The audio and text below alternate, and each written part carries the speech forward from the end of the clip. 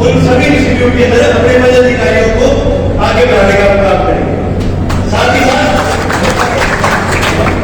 एक जिम्मेदारी आज और भी उठाते हैं, आईटी सेल। मेरे को बहुत लोगों ने बोला है कि हमने आईटी सेल को और एक्टिव को और मजबूत करो, लेकिन मेरा एक मानना है आज हमारे सामने जितने भी छात्र बैठे हैं सभी छात्र अपना फोन बड़े अच्छी तरह से यूज करते हैं। तो ये जिम्मेदारी हम ही क्यों ना उठा रहे कि भी आईटी सेल को बनाने की बजाय इससे अच्छा है क्योंकि आईएसओ आईटी सेल का काम करें। भाई जितने हमारे कॉन्टैक्ट होते हैं फेसबुक पर, जितने हमारे कॉन्टैक्ट होते हैं इंस्टाग्राम पर, किसी के नहीं, तो ये हमारा फर्ज बनता है कि हम खुद आईटी सेल का काम करें और पार्टी के जितने भी प्रोग्राम है उनको अपने पेजों पर, अपनी प्रोफाइल पर शेयर करने का काम करें।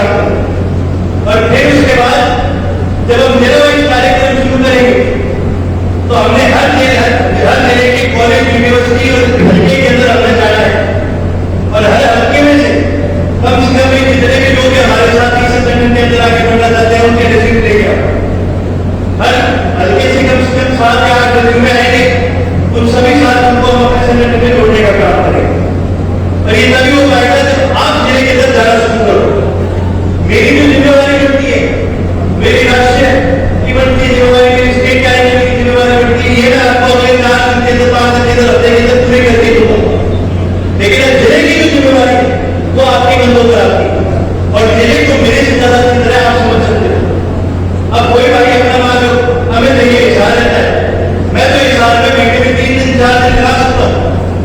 बाकी सारा टाइम आप ही लगाओगे। तो हर जिले की जो कार्यक्रम है इसको बढ़ाना, जो हमारे साथियों को आगे लेके आ रही है, आपकी जिम्मेवारी बनती है। और ये फैसला किया गया है कि आगे से हर महीने 12 तारीख को हम आईएसएफ की प्रदेश कार्यकारिणी की मीटिंग रखेंगे। आज हमने हिसार में ये मीटिंग रखी थी। अगस्त की जो मीटिंग है वो अभी से हमने फैसला कर दिया है कि अगस्त की जो मीटिंग है 12 तारीख को चंडीगढ़ में रखी जाएगी। तो सभी साथियों से मेरा यही अनुरोध है कि सभी साथी अपनी लिस्ट तैयार करें। आपके प्रदेश या आपके जिले के अंदर जितने कॉलेज है, यूनिवर्सिटी, इंस्टीट्यूशन है, उन सबकी भी एक लिस्ट तैयार करें और जितने भी अपने पदाधिकारी बढ़ा रहे हैं उन सबकी भी एक लिस्ट तैयार करी जाए। जब अगली मीटिंग रखी जाएगी तो ये जो लिस्ट है इसको अनाउंस करने का भी काम करें। और अगली मीटिंग से पहले आपको सुना जाए आप खाली बैठे, अगली मीटिंग से पहले अपने 22 जिले हमने 22 के 22 जिले कवर कर रहे हैं। 22 के 22 जिले में हर जिले वाइज मीटिंग करने का काम करेंगे और हर जिले के अंदर जाके जितने भी हमारे साथी हैं उससे मिलने का काम करेंगे। एक चीज और आपको बताना चाहूंगा, पिछले 6 महीने से मेरे को इन सौ के बड़े पुराने साथियों का फोन आया।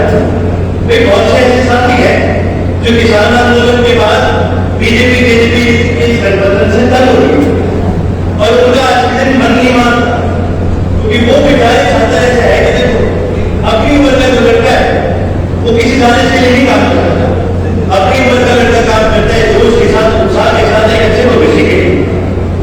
मैं आपको एक उदाहरण दूंगा, मैं जीत गया तो मेरे को एक युवा साथी मिला, तो उस समय अपनी टीम का भाई एक चल रहा था, तो उसने अपने हाथ में जीपी का बैग पहन रखा था।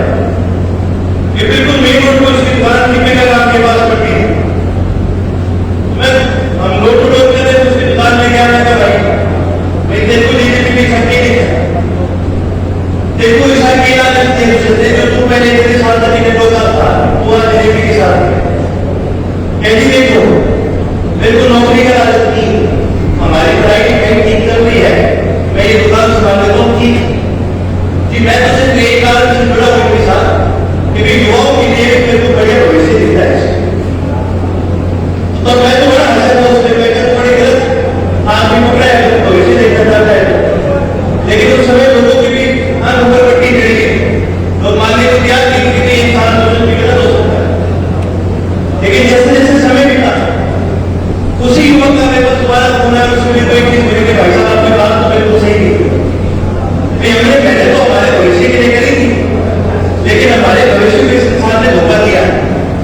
तो मैंने उसको एक चीज कही, मैं कहा हरियाणा प्रदेश में मैंने एक चीज देखी है कि हरियाणा प्रदेश के युवा के लिए सबसे ज्यादा किसी पार्टी के काम करे तो ये नेशनल लोकदल, और ये कारण नहीं होगा कि आपका इस पार्टी के तो आपको ये बात देंगे। आप हरियाणा प्रदेश का इतिहास उठा के देखो, सबसे ज्यादा युवाओं को रोजगार देने में किसी का हाथ रहा है, सबसे ज्यादा युवाओं को बढ़ोतरी देने में किसी का हाथ रहा है तो इंडियन नेशनल लोकदल पार्टी है। एक आपको उदाहरण दूंगा, क्योंकि बहुत सारे युवा है पिछले 20 साल से 15 साल से भी अपनी पार्टी सत्ता में नहीं रही, 2024 तक 19 साल हो जाएंगे सत्ता। तो जो बच्चा 2005 में पैदा हुआ था वो अब वोटर बन गया, लेकिन उसकी वजह इंडियनों का राजनीति, तो हम उसे कैसे बताएंगे कि इंडियनों के राज में कैसी चीज होगी, लोगों को अपने क्या फायदे दे रहे हैं। सबसे पहले उदाहरण का उद्देश्य वो हमारी स्पोर्ट्स पॉलिसी का है। नेहरू पार्टी पूरे देश की पहली पार्टी थी जिसने अपने खिलाड़ियों को नौकरी और पैसे देने का काम किया। नेहरू पार्टी पहली पार्टी थी जिसने प्रदेश भर के अंदर नर्सरियां बनाने का काम किया। आप कोई पुराना खिलाड़ी खा के पूछ लो उससे कि भाई साहब आपका जो इसलिए किसको जाता है, तो ये बोलेगा कि नौकरी में सबको जाता है। उन्होंने जो नर्सरियां बनाई थी, जो खेल नर्सरी बनाई थी, उसको चले जाता है कि इस वजह से खेल में हमारी बढ़ोतरी हो गई। इसके अलावा और पता नहीं कितनी नीतियां हैं जिन नीतियों के तहत भी हमने प्रदेश के युवाओं को आगे बढ़ाने का काम किया। सबसे ज्यादा अब सरकारी आंकड़े उठा के देखोगे, सबसे ज्यादा सरकारी नौकरियां यदि लगी तो वो चौधरी प्रकाश पाटिल जी मुख्यमंत्री तब लगी। आज एक और उदाहरण देता हूं कि भी हम बात करते हैं, दिल्ली की बात करते हैं, तो दिल्ली की बराबरी की तुलना करते हैं गुड़गांव की, क्योंकि ये देखो भाई गुड़गांव कितना डेवलप शहर है, भाई गुड़गांव के अंदर कितनी कंपनियां आगे, कितने अरबों का इसके अंदर बिजनेस होता है शहर के अंदर। लेकिन आज के लोगों को ये नहीं पता कि जो गुड़गांव है, जो गुड़गांव की डेवलपमेंट, ये चौधरी ओम प्रकाश चौटाला का सपना। गुड़गांव में गांव पड़ता है, आपने सुना होगा घाटा। गांव का नाम घाटा इसलिए पड़ा क्योंकि उस गांव में कोई अपनी चोरी नहीं जाया करता था, पत्थर ही पत्थर होया करता था। आपने यो एमएच मॉल देखा है? एमएच मॉल एक बार एक समय में एक आदमी आया दादाजी के पास और उसने बोला कि ये जगह बहुत बढ़िया जगह है, ये खाली समय खाली हो जाता था, सारा पत्थर होया करता था। कि जी जहां पर आप करते हैं, जहां पर आप डेवलपमेंट करो, ये इलाका कल को बढ़ेगा। तो उस समय जब चौटाला साहब ने अपने अफसर भेजे, सरकारी अफसर भेजे और उन्होंने बोला कि यहाँ पर आपको किस तरह से यहाँ पर डेवलपमेंट करी जा सकती है इस इलाके के लिए।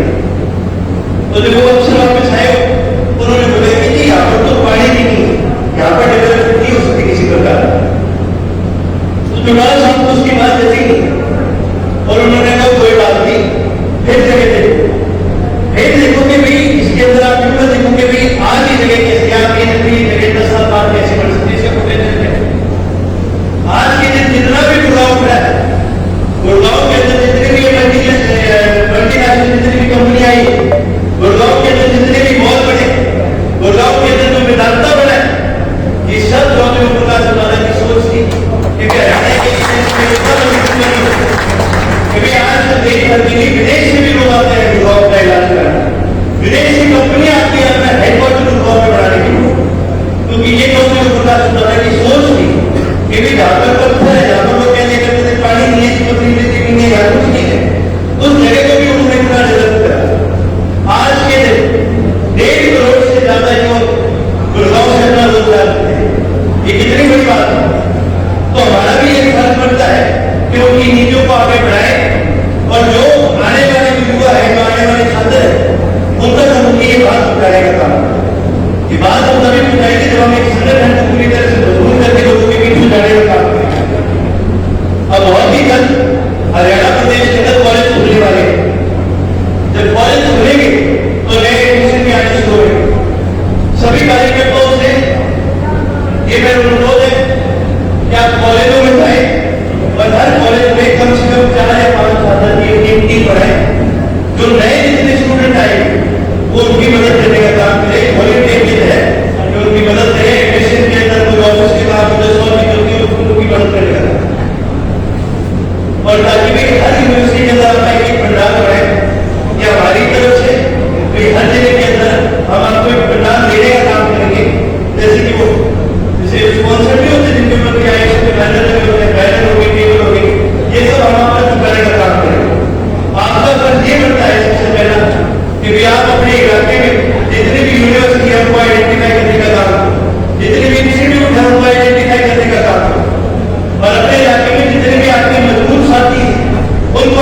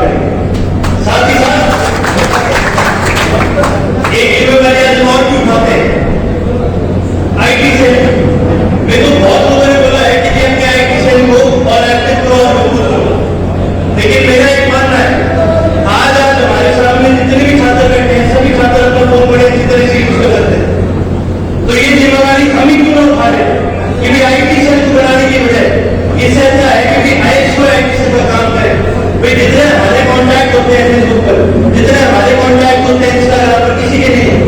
तो ये हमारा फर्ज बनता है कि हम खुद आईटी सेल का काम करें और पार्टी के जितने भी प्रोग्राम हैं उनको अपने पेजों पर, अपनी प्रोफाइल पर शेयर करने का काम करें।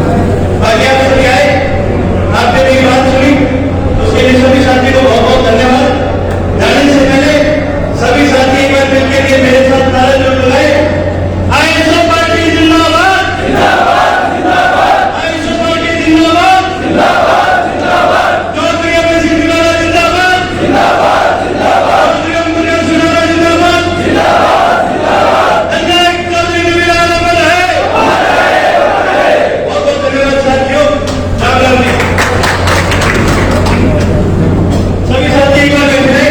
एक बार मैं माननीय चौधरी करण सिंह दोबारा जी से भी अनुरोध करता हूं कि एक बार आए और आईएसओ के अपने सभी साथियों को एक बार संबोधित करें और हम सभी को हौसला बढ़ाने का काम करें। बहुत बहुत धन्यवाद।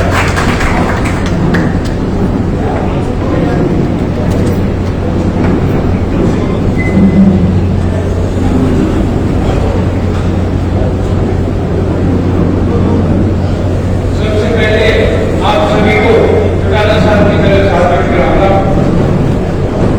और आज यहाँ पर आए मेरे सभी भाई, सभी साथियों को सबसे पहले मैं बधाई दूंगा चौधरी प्रकाश चौटाला जी के बाहर आने की। साथियों कोई ज्यादा लंबी चौड़ी बात नहीं करूंगा, इससे पहले मैंने आपके साथ सारी बात विस्तार में करी। पहले तो जितने भाई बाहर चुके हैं मैं उनसे निवेदन करूंगा एक बार अंदर आने का। मेरे अंदर कुर्सियां भी खाली है, आप लोग अगर आपसे बैठे तो दो तीन जरूरी बातें हैं जो आपके साथ साझी करना चाहते हैं। एक, आप सभी साथी यहाँ पे मौजूद हैं, मैं आप सबसे आज एक सबसे जरूरी बात जो करने आया हूँ। चौधरी प्रकाश चौटाला जी ने जो ये सारा हादसा हुआ, ये मुकदमा हुआ, जो जेल काटी, ये जो संघर्ष किया, क्या आप उनको मान सम्मान देने के लिए, उनके लिए मेहनत, उनके लिए संघर्ष करने को तैयार हो? सारे साथी आप एक छोटा हुए।